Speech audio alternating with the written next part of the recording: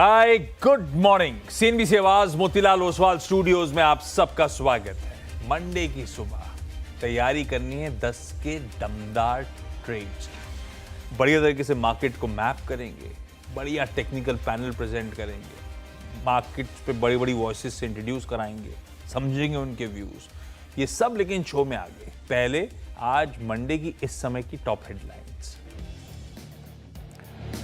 हफ्ते के पहले दिन बाजार में फ्लैट कारोबार, निफ्टी हल्की बढ़त के साथ 24,400 के करीब। बैंक निफ्टी आज कर रहा है आउट परफॉर्म। मिड कैप्स और स्मॉल कैप्स भी फ्लैट, वहीं 5% से ज्यादा उछला इंडिया विक्स। सरकारी बैंकों में आज तगड़ा मूव, करीब 1.5% उछला निफ्टी पीएसयू बैंक इंडेक्स। 2% ज्यादा की तेजी के साथ इंडियन बैंक बना वायदा का टॉप गेनर। वहीं SBI, bank of India, union bank भी तेजी का है। साथ ही डिफेंस और रियल्टी में भी आज हल्की खरीदारी, लेकिन आईटी एफएमसीजी में आज बिकवाली का है। आज के बिग स्टॉक्स पड़े सटीक। कमजोर नतीजों से वोल्टास करीब 6% टूटा, शेयर वायदा के टॉप लूजर्स में शामिल। वहीं रिजल्ट्स के बाद सीमेंस करीब 3% फिसला। उधर एलपीजी घाटे की भरपाई के ऐलान से एचपीसीएल और आईओसी में खरीदारी। गाइडेंस घटाने के बाद पीजी इलेक्ट्रोप्लास्ट में गिरावट जारी। आज भी करीब 14% टूट कर बना वायदा का टॉप लूजर। उधर नुआमा ने भी शेयर का टारगेट घटाकर 710 रुपए किया। साथ ही अंबर एंटरप्राइजेस में भी 6% की कमजोरी है। ओके, पहले तो मैं आपको टीजर देता हूं, उसके बाद वीरू के साथ अब तक के 45 मिनट के निफ्टी की चाल, बाजार की चाल की अपन मैपिंग कर लेंगे। अगले आधे घंटे क्या कुछ नहीं है, देखिए। 10 के दमदार ट्रेड्स के लिए पिछले शो से मानस और सतपुते साहब दोनों के दोनों हमारे साथ जुड़े हुए हैं।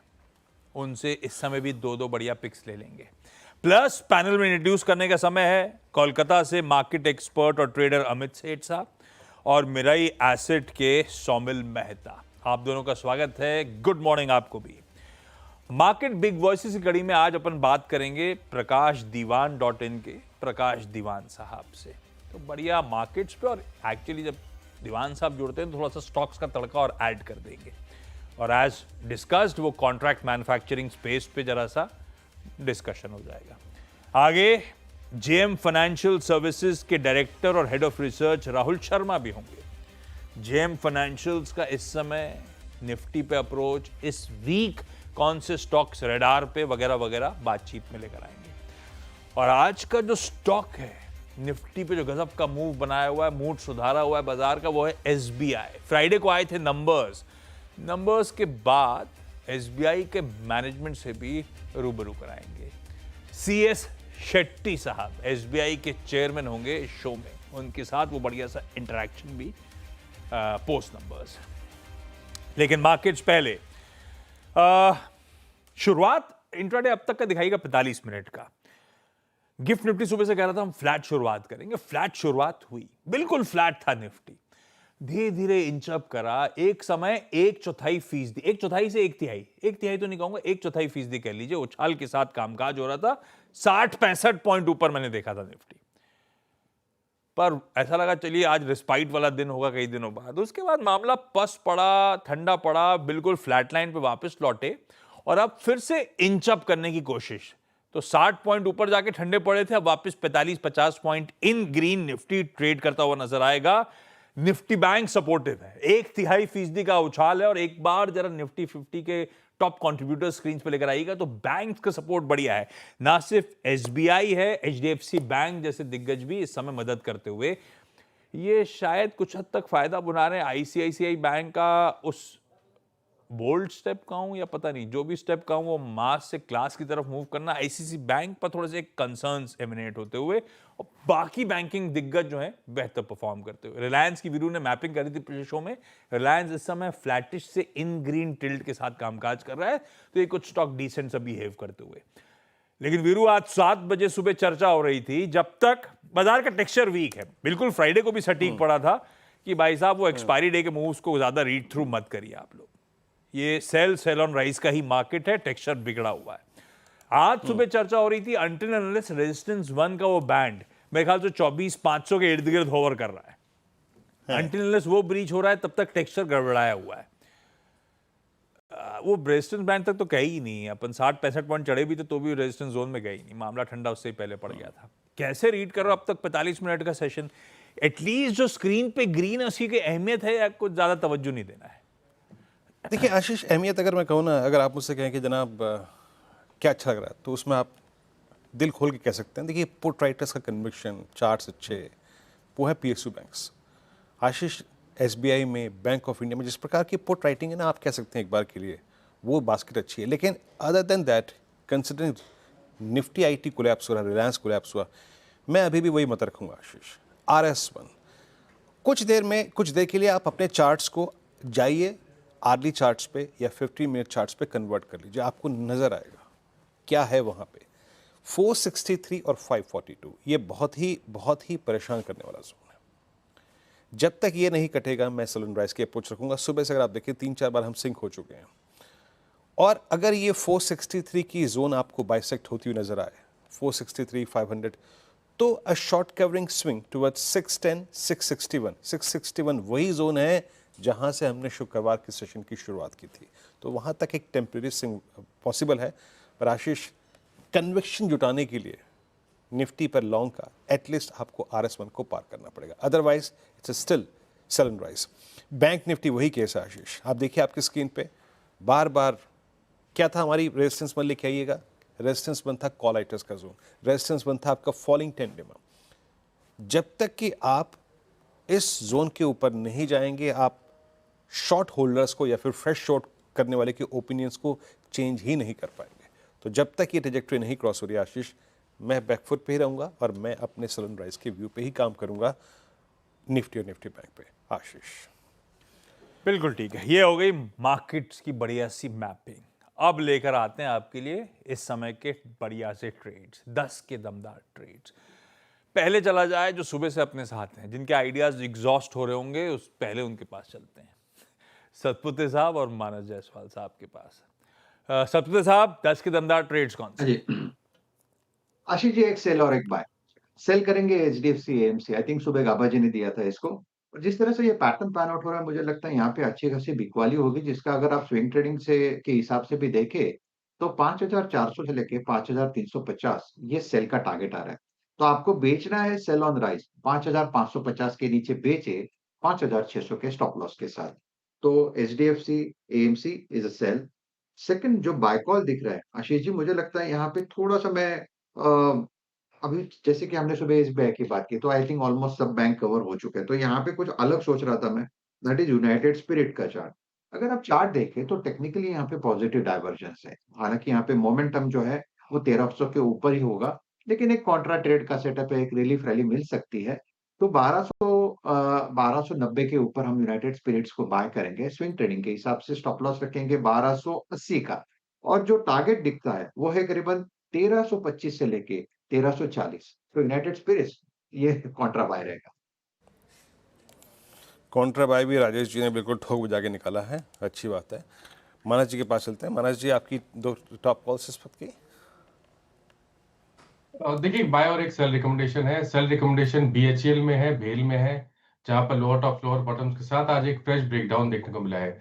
तो 226 के स्टॉप लॉस से बिकवाली करेंगे, 210 के टारगेट्स है। ये कैश टेबल्स है। खरीदारी करनी है 40s में, जहां पर हायर टॉप्स हायर बॉटम्स के का पैटर्न ऑलरेडी बना हुआ है। आज एक फ्रेश ब्रेकआउट देखने को मिला है। तो 40s में 894 के स्टॉप लॉस से खरीदारी करनी है। 930 रुपए तक के टारगेट्स पॉसिबल है। ओके, चलिए, ये हो गया एक बाय एक सेल के साथ दोनों एक्सपर्ट्स उतरे हैं। सोमिल, आपके 10 के दमदार ट्रेड भाई साहब। Good morning to everyone. मेरा दोनों ही ट्रेड सेल साइड पे होंगे। ट्रेंड डाउन है और सेल ऑन राइज की स्ट्रैटेजी रखनी है। पहला स्टॉक है हिंदुस्तान जिंक। हिंदुस्तान जिंक में एक बेरिश फ्लैग पैटर्न बना है, नीचे की तरफ टूटा है, फ्रेश सेल सिग्नल है मोमेंटम इंडिकेटर्स में। Great setup for a short trade. Stop loss होगा 424 और टारगेट होगा 395। दूसरा कॉल है आईओसी पर। आईओसी में भी वेरी सिमिलर पैटर्न, कंसोलिडेशन है। 200 डेली एक्सपोनेंशियल मूविंग एवरेज पर रेजिस्टेंस लेके फिर से नीचे की तरफ आ रहा है। आज थोड़ा सा बाउंस है, लेकिन ये बाउंस एक सेलिंग अपॉर्चुनिटी है। स्टॉप लॉस रहेगा आईओसी में 143.50 और टारगेट होगा 135। ओके, हाई उससे आपका सेल है, मतलब बड़ा कन्विक्शन चाहिए। आई मीन क्रूड जिस हालात में है उसके बाद भी आप इस पर एक रिवर्सल ट्रेड ले रहे हैं, दैट्स थोड़ा सा अगर आप देखें एग्रेसिव कॉल है यहाँ पे सोमिल जी की। अमित जी आपके 2 ट्रेड्स करेंगे। जी good morning Viren ji, good morning Ashish ji and everybody on the panel. Viren ji, सवेरे से फ्लेवर तो पीएसयू बैंक्स का ही है, but that has been covered in detail. तो उसके अलावा जो मुझे अच्छा लग रहा है कॉन्ट्रा ट्रेड है अशोक लेलैंड में। अशोक लेलैंड अगर हम देखें जो फॉल आया है वो 200 डेमा और एक वीकली सपोर्ट पे जाके थमा है और वहीं से अशोक लेलैंड एक रिवर्सल दिखा रहा है, तो अच्छा एक रिस्क रिवॉर्ड जोन है for a bounce back trade. इसे बाय करें। 116 का हमारा स्टॉप लॉस रहेगा और टारगेट्स यहाँ रहेंगे 124 रुपीज के। दूसरा ट्रेड जो मुझे पसंद आ रहा है that is Larsen and Toubro. Larsen and Toubro काफी दिनों से 10 और 20 डेमा अपना होल्ड कर रहा है, यहीं से थ्रस्ट एक जनरेट करने की कोशिश कर रहा है, तो इसे बाय करें। 3560 का स्टॉप लॉस रहेगा और टारगेट्स रहेंगे 3720 के। लीजिए भाई साहब, बढ़िया से 2 ट्रेड्स आ गए सेठ साहब के। अशोक लेलैंड तो खैर टाटा मोटर्स का भी रब ऑफ आ रहा होगा। टाटा मोटर्स अब अच्छा 2-2.5% अच्छा सुबह ट्रेड पकड़ा है। किसने पकड़ा था? 2.5% की मजबूती के साथ इस समय कामकाज करता हुआ। खैर क्विकली, सतपुते साहब एचडीएफसी एएमसी बेच रहे हैं, यूएसएल बाय कर रहे हैं, मानस बीएचईएल सेल कर रहे हैं, फोर्टिस खरीदारी करने का कॉल है। सौमिल हिंदुस्तान जिंक और आईओसी दोनों में एग्जॉशन दिख रहा है, दबाव गहराएगा, दोनों सेल रिकॉर्ड्स हैं। और सेठ साहब कह रहे हैं अशोक लेलैंड और साथ साथ लार्सन एंड टूब्रो रखिए रेडार पे। दोनों के ट्रेड्स, दोनों के बाय आइडिया, दोनों के लेवल्स आपकी स्क्रीन पे। अच्छा सतपुते साहब, मानस जी, थैंक यू सो मच आप दोनों का सुबह से मदद करने के लिए। मार्केट बिग वॉइसेस की कड़ी में आज हमारे साथ एज प्रॉमिस्ड प्रकाश दीवान.in के श्री प्रकाश दीवान साहब मौजूद हैं। प्रकाश सर, आपके आने से पहले ही मैंने लिबर्टी लेके कई सारी सेक्टोरल पॉकेट्स और स्टॉक्स टीज कर दिए कि दीवान साहब आने वाले, बात करेंगे। उन पे आता हूं मैं। पहले एक बार जरा सा ब्रॉडली मार्केट्स को लेकर, क्योंकि अब परेशान कर रहा है। 1 हफ्ता 2 हफ्ता करते हुए 6 हफ्ते हो गए और डेटा कहता है 5 साल में इतनी लगातार दबाव का सिलसिला नहीं देखने को मिला है। तो मूड तो बिगड़ा हुआ है, दिक्कतें तो काफी ज्यादा है। कैसे रीड कर रहे हो बाजार को? अनसर्टनिटी है टैरिफ के फ्रंट पे, यूएस रिलेशंस के फ्रंट पे, वो सब दिक्कत कर रहा है। तो आप कर क्या रहे हो इस समय बाजार में? पैसा ऐसा डिप्लॉय कर रहे हो वीकनेस में? क्योंकि कहते हैं हिंदुस्तान की लॉन्ग टर्म स्टोरी इंटैक्ट है, पैसा बनाने का अच्छा मौका है, ऐसा मान के चल रहे हो? इस समय थोड़ा सा वेट एंड वॉच रखें, दूर रहें थोड़ा सा मार्केट से, थोड़ा सा कोर्स डिसाइड हो जाए उसके बाद पैसा लगाऊं। आशिफ भाई, मार्केट में ऐसा है कि कभी भी आप दूर होके कमा नहीं सकते, कभी भी आप रोज कुछ करके कमा नहीं सकते। तो वेट एंड वॉच तो हमेशा ही रहता है। मुझे नहीं लगता कि अगर आपको ये बताऊं कि अगर मार्केट बहुत तेजी से बढ़ रहा हो तब भी आपको वेट एंड वॉच करना पड़ता है कि भाई आप गलत लेवल पे ना फंस जाएं। बहुत चीजें ऊपर चली गई हैं तब भी वेट कर रहे होते हैं। आज नीचे जा रहा है तो हम वेट कर रहे हैं कि थोड़ा और नीचे जाने दो।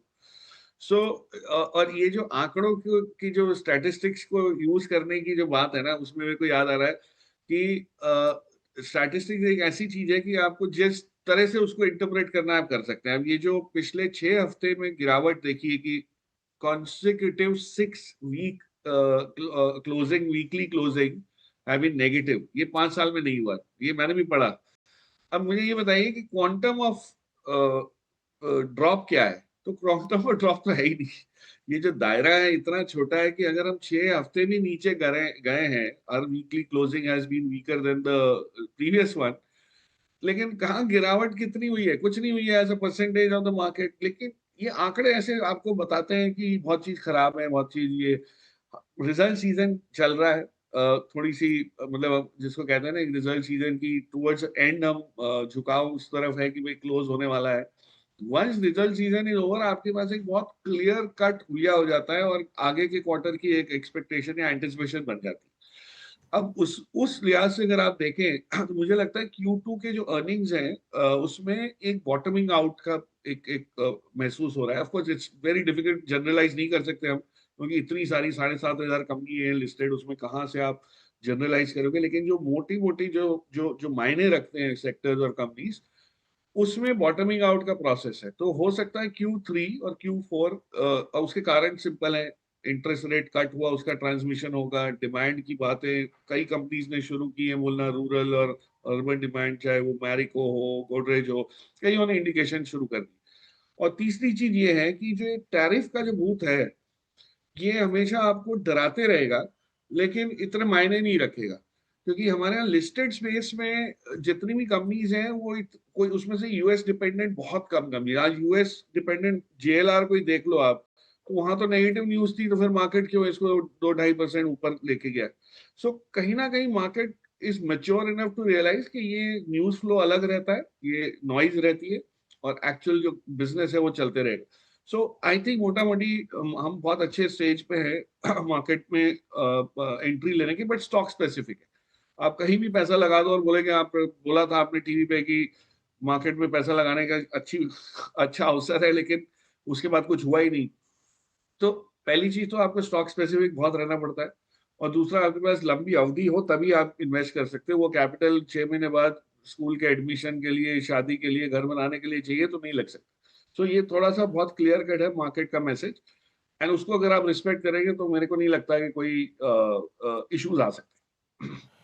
हाँ, तो हल्की खरीदारी निबल करते चलें, अच्छे प्रोस्पेक्ट्स बने रहेंगे इंडिया इंक के। आपका मन करे तो बताना आप कहाँ पे खरीदारी कर रहे हो। दूसरा, आईसीआईसीआई बैंक, वो बहुत इंटरेस्टिंग सा अनाउंसमेंट उनकी तरफ से, पूरे वीकेंड हर जगह चर्चा उसी की रही।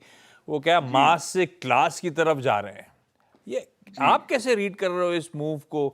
बड़ा बड़ा ट्रिकी सिचुएशन है ये, जो करना चाहते हैं क्लास की तरफ, इनके लिए शायद इवेंचुअली फायदा हो, लेकिन वो सारा मास का क्राउड तो फिर दूसरी जगह जा रहा होगा। मैं 50,000 अफोर्ड ही नहीं कर सकता रखना 2.5% पे इनके पास। नहीं, सही है। देखिए, ये चीज, पहली चीज तो परमानेंट नहीं है।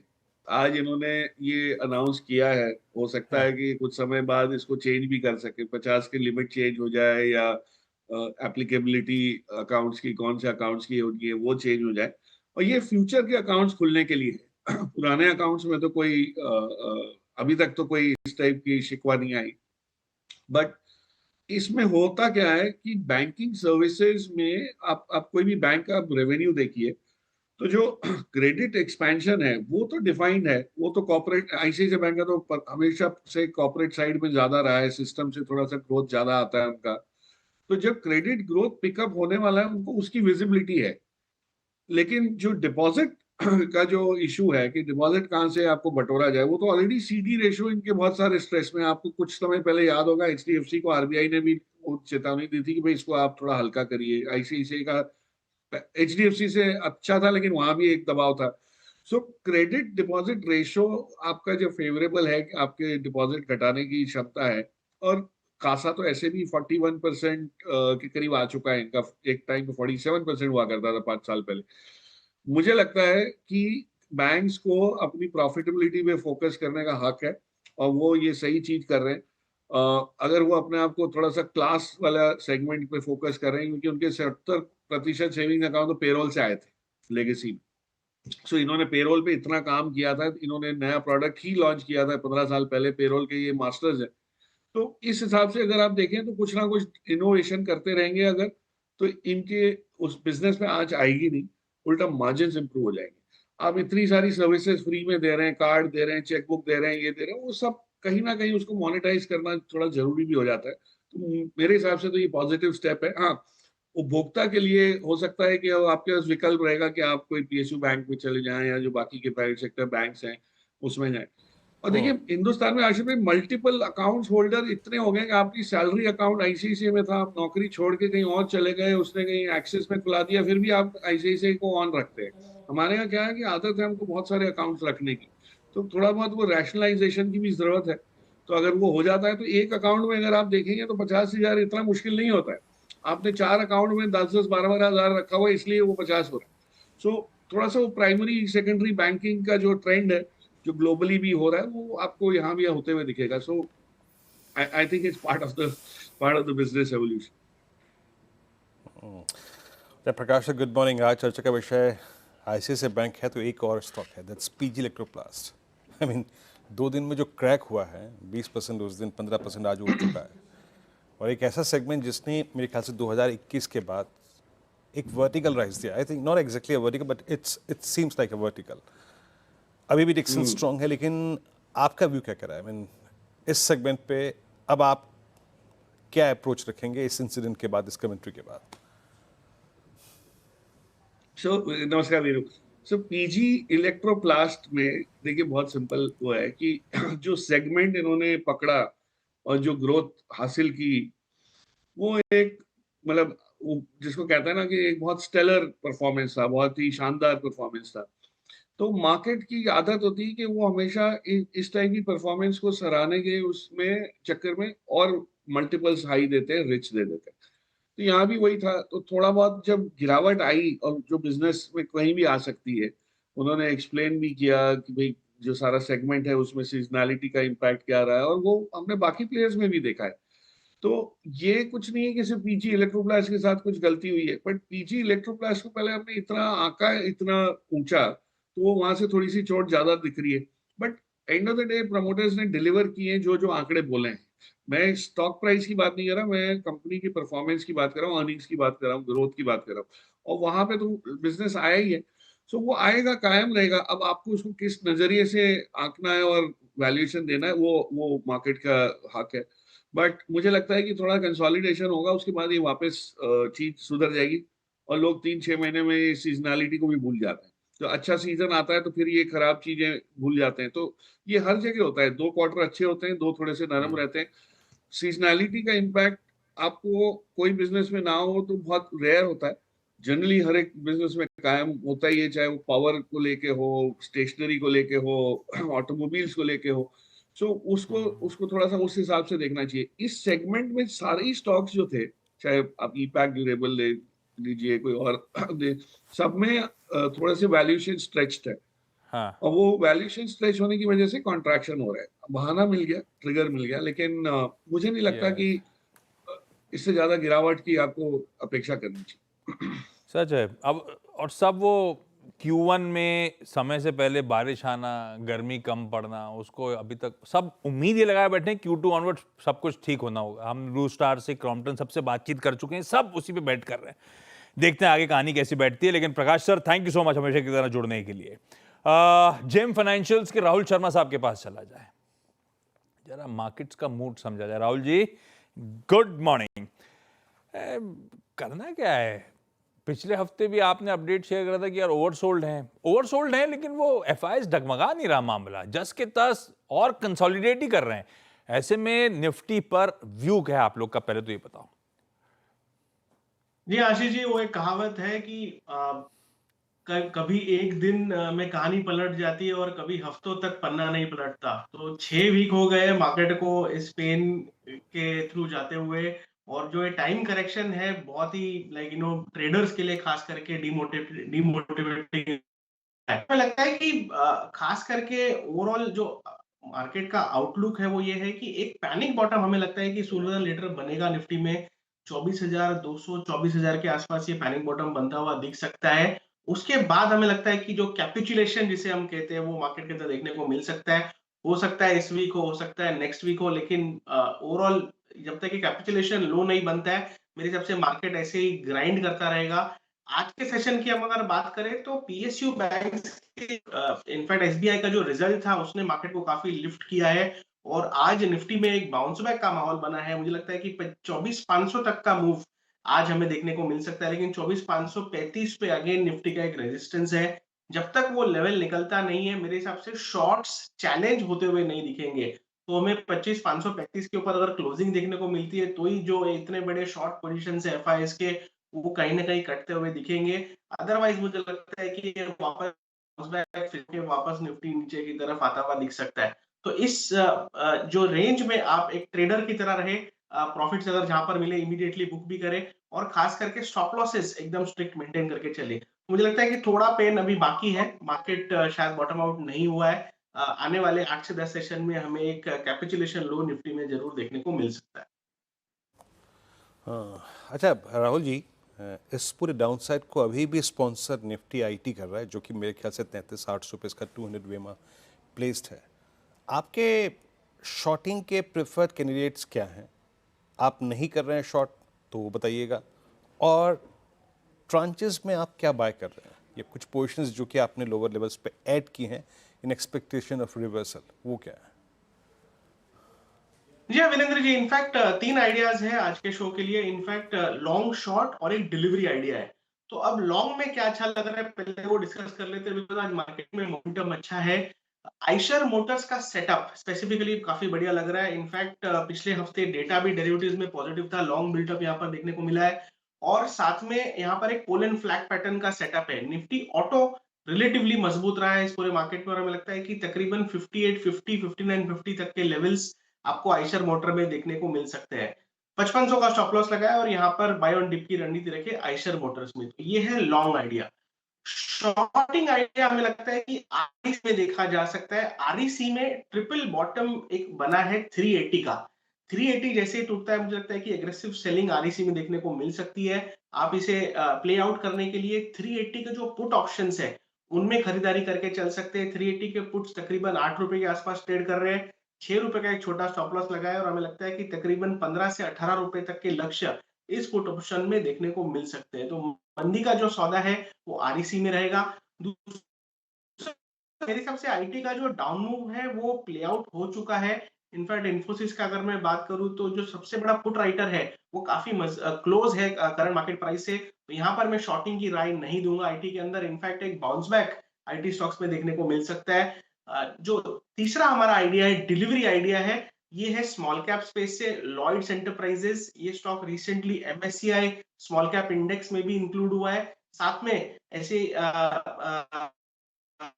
एक्शन का जो काम है वो भी शुरू हुआ है। हमें लगता है कि लॉयड्स के अंदर आपको पोजिशनल बेसिस पर 100 से 110 तक के टारगेट देखने को मिल सकते हैं। 75 के स्टॉप लॉस से बाय करने की राय रहेगी।